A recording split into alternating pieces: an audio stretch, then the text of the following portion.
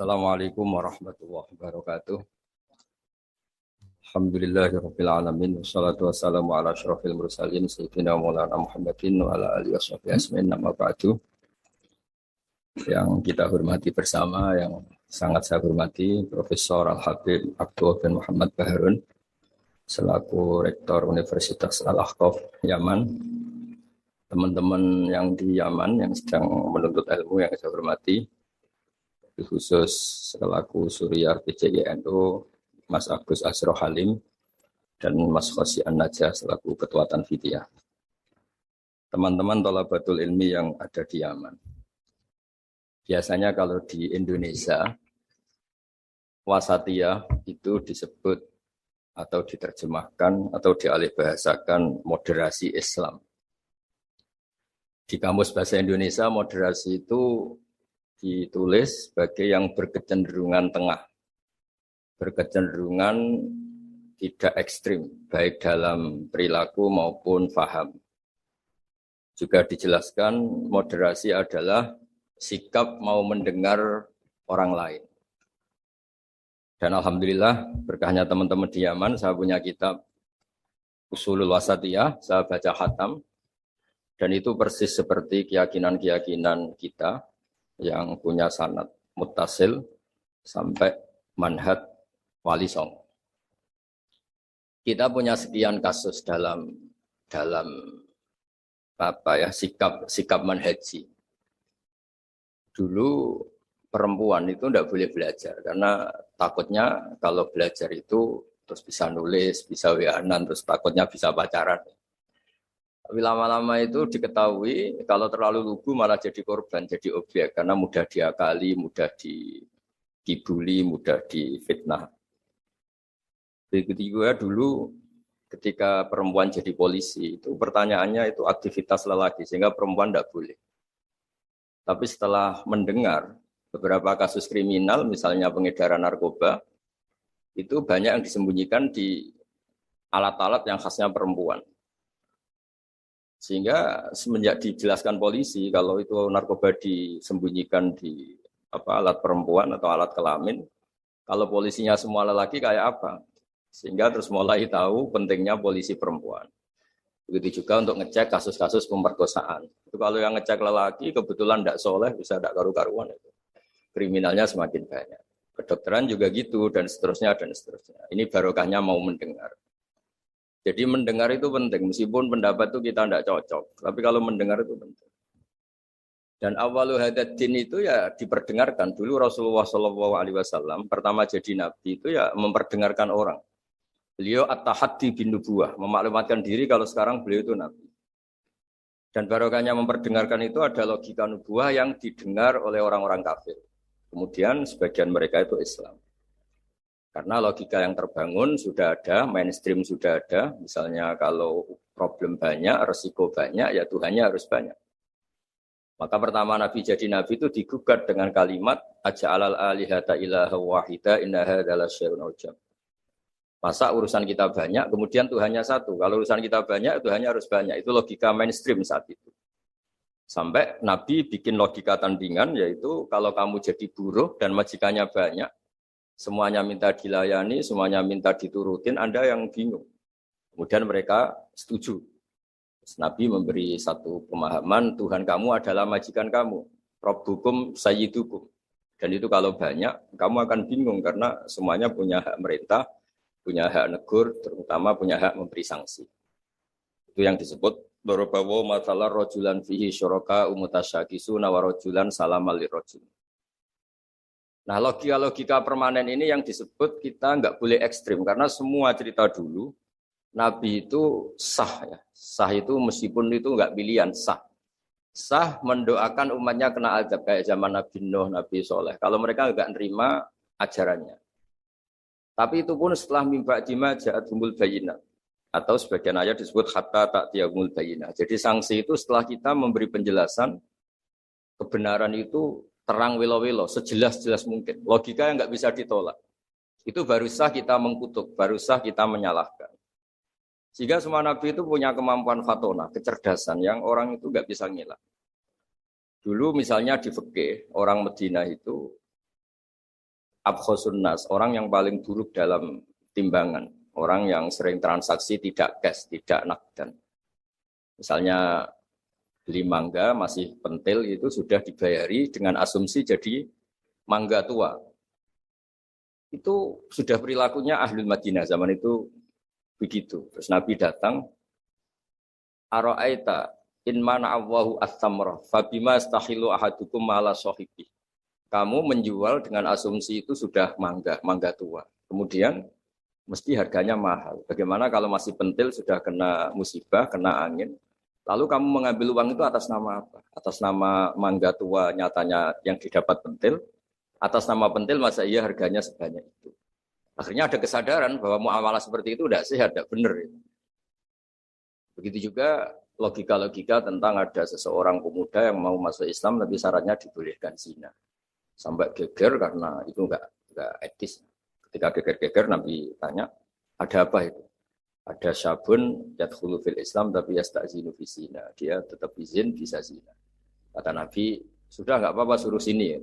Setelah ketemu Nabi mau mengset ya, membuat logika yang luar biasa. Atau hibbuhu li bintik. Kamu suka kalau punya putri kemudian jadi demenannya orang, jadi dizinain orang. Ya enggak. Kamu suka kalau perilaku itu ada di ibu kamu. Hidung-hidung belang menjadikan ibu kamu objek seks ibu. Itu hidung belang itu ya enggak terima. Atau hibbuhu li bintik, atau hibbuhu li ummik, atau hibbuhu li kholatik, li amatik. Nabi itu ngulang berkali-kali. Sampai muda tadi menyimpulkan betapa buruknya zina. Bagaimana kalau korban itu anak saya, ibu saya, bule saya, budi saya, dan seterusnya. Semenjak itu kata beliau, kata pemuda tadi sama masuk Islam tanpa persyaratan boleh zina, dan zina itu abbahasya. Sesuatu yang sangat buruk. Nah ini yang harus dilatih terus oleh sikap-sikap yang nyuwun sewu bisa disebut ekstrim. Karena harusnya logika-logika Islam itu dipahami secara baik. Sehingga beberapa kali larangan-larangan manhiyat juga Allah menyebut innahu kana fahsyata wa makta wa sa'a sabila. Jadi disebut itu buruk sekali. Misalnya pembunuhan, bagaimana kalau itu anak kamu, korbannya keluarga kamu. Sadis juga gitu, bayangkan kalau itu korbannya anak kamu. Sehingga dari baca ini kitabnya Sayyid Abdul Harun, saya alhamdulillah baca dan saya baca mungkin 2 jam khatam karena memang pola itu pola mainstream. Jadi penting membaca kitab dengan mudah dan gamblang itu penting karena itu artinya ada mindset bersama, ada pikiran bersama yang kita terimanya itu sudah sayyuhal lisyaribin, nyaman. Jadi kalau saya baca kitab itu ukurannya gampang. Kalau saya baca kok nyaman, gampang berarti ya sepikiran karena ya memang mindset yang sama. Dan ciri utama kebenaran itu harus dicatat sayyuhal lisyaribin. Jadi kebenaran itu harus mudah dicerna. Caranya gimana ya? Tadi saya ulang lagi, kita harus mau mendengar. Jadi beberapa pemahaman yang keliru dulu misalnya tidak ada penyakit menular. Kemudian ada orang Arabi yang mencoba onta yang waras dijejerkan yang kudisen. Yang ternyata yang waras jadi kudisen. Sehingga mereka protes, ya Rasulullah kata engkau la adwa walatiyarota. Tidak ada penyakit menular. Ini onta sembuh, onta sehat. Kena onta kudikan ternyata ikut kudikan. Lalu sama Nabi dibenarkan paman adal awala. Lalu yang nulari yang pertama siapa? Itu asli ya Rasulullah dari Allah. Nah, ternyata pemahaman tadi dikira penyakit nggak boleh menular, itu dicoba yang sakit dijajarkan yang sehat, tapi Nabi membenarkan maksud saya awal penyakit itu dari siapa? Tentu dari kehendak Allah Subhanahu wa taala. Nah, di sini ya, akhirnya ada logika bersama bahwa untuk menghadapi sesuatu itu pentingnya mendengar. Kemudian yang terakhir dan saya mohon nanti diskusinya tentang kitab ini al-hulu wa takfir. Di mana-mana itu yang namanya nabi itu ya orang kafir dijadikan sebagai muslim. Orang baik juga gitu. Di mana-mana orang baik minyak yang fasik jadi soleh. Yang soleh bodoh menjadi soleh pinter. Yang setengah pinter menjadi pinter banget. Syukur-syukur jadi wali. Nah logika-logika itu harus permanen. Di mana-mana ya inginnya kita itu ya yang enggak baik jadikan baik. Ini bukan kebalik, yang sudah baik dikafirkan, yang sudah anggota dikeluarkan. Itu aja secara organisasi masalah kan. Jadi takfir itu sebenarnya tidak usah dalil sudah jelas, masa yang sudah masuk dikeluarin.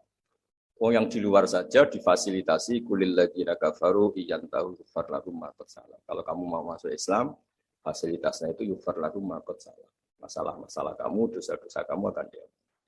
Jadi tahu-tahu orang yang min ahli la ilaha illallah karena kesalahan tertentu, entah pegang patok kuburan, entah apalah peringatan sesajen langsung dikafirkan. Ini kan jadi aneh. Padahal acaranya tahlilan. Menjadi aneh karena satu kalimat sing dakhala bihal kafiru al-islam. Satu kalimat yang menjadikan orang kafir menjadi Islam.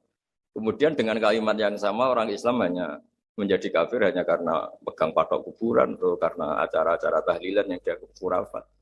Ini kan jadi aneh dengan kalimat yang sama, yang satu berstatus mengislamkan, yang satu berstatus mengkafirkan. Nah, sering mendengar gini insya Allah menjadi luar biasa. Masyhur itu dicerita di Bukhari, dan saya senang cerita itu ada orang syaribul khomri. Mulai dulu memang muhibbinnya Kiai itu macam-macam.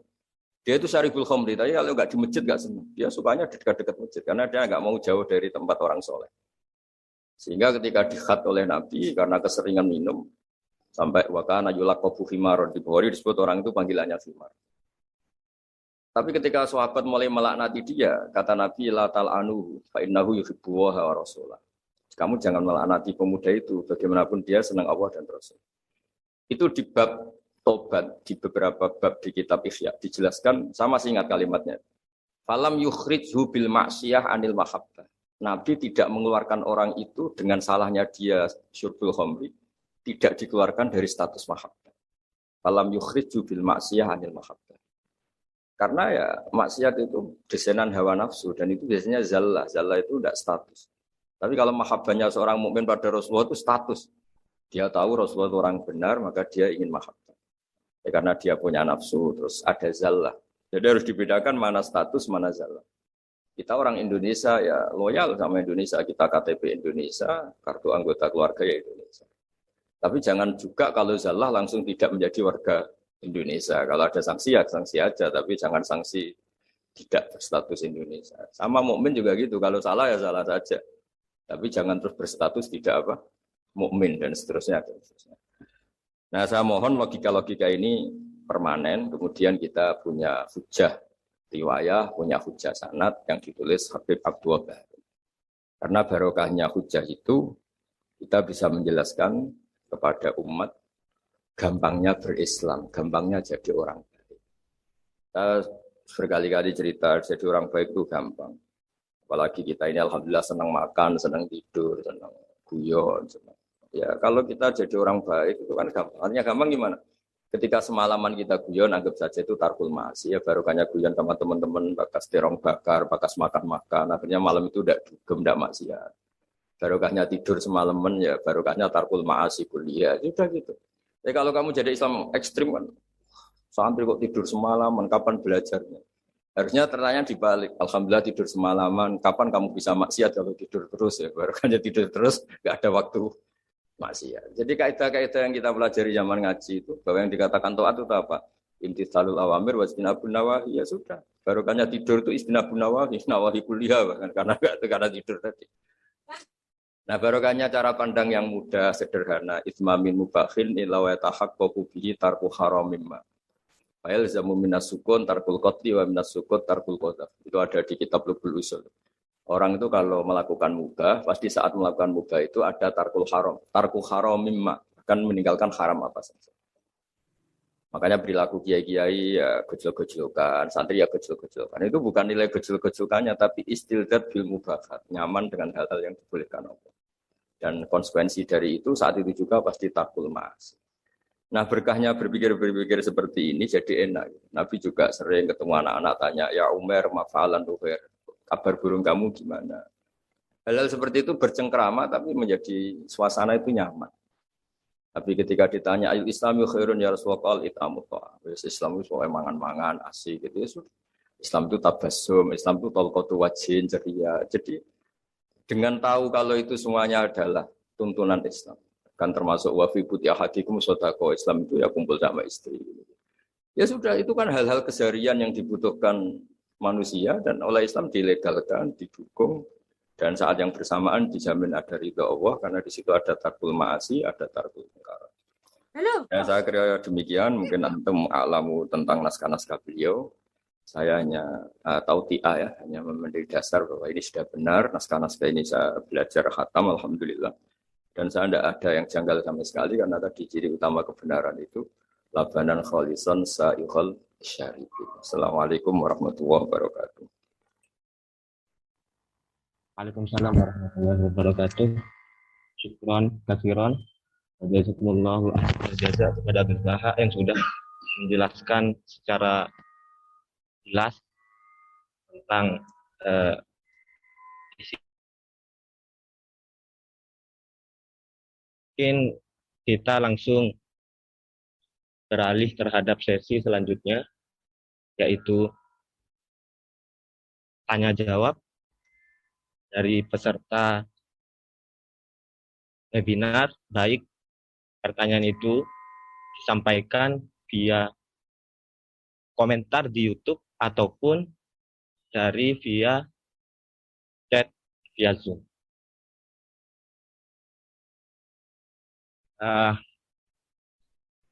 Ini ada beberapa pertanyaan yang masuk kepada link kami. Yang pertama itu dari saudara Upi Ikhtar tentang Syekh. Beliau pengen bertanya tentang trik Rasulullah dalam menghadapi orang yang hulu biar hati ini terus adem dan tidak jengkel terhadap orang tersebut. Di pertanyaan tentang masalah Rasulullah menyikapi orang yang terlalu ekstrim atau hulu, bagaimana menyikapinya? Langsung kami serahkan kepada Gus Daha untuk menjelaskan hal itu. Bismillahirrahmanirrahim. Itu banyak sekali ya cerita-cerita orang yang cara berpikir ekstrim ya, baik cara mendidik istri. Contoh paling gampang yang dalam keseharian perilaku sosial itu misalnya tentang perempuan, tentang istri.